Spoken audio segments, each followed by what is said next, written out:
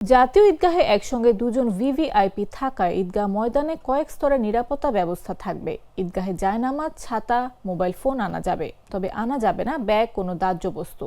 বৃহস্পতিবার জাতীয় ঈদগাহ পরিদর্শন শেষে গণমাধ্যমের সঙ্গে আলাপকালে এ কথা জানান ঢাকা মহানগর পুলিশের ভারপ্রাপ্ত কমিশনার মোহাম্মদ সরওয়ার। নিরাপত্তা নিয়ে কোনো শঙ্কা নেই জানিয়ে ডিএমপির ভারপ্রাপ্ত কমিশনার বলেন, পুরো জাতীয় ঈদগাহ ময়দানে সিসি ক্যামেরা থাকবে, কয়েকটি ওয়াচ টাওয়ার থাকবে, সার্বক্ষণিক মনিটরিং করা হবে। ঈদ ময়দানে চারদিকে তল্লাশির ব্যবস্থা থাকবে, পুলিশ লাইনিং ব্যবস্থা থাকবে। মূল গেট দিয়ে প্রবেশ করতে হবে। নারীদের প্রবেশের জন্য আলাদা গেটের ব্যবস্থা থাকবে। যদি বৃষ্টি বা প্রতিকূল আবহাওয়া থাকে তাহলে বায়তুল মোকাররম জাতীয় মসজিদে সকাল ৯টায় ঈদের জামাতের ব্যবস্থা রাখা হয়েছে বলে জানান পুলিশের এক কর্মকর্তা।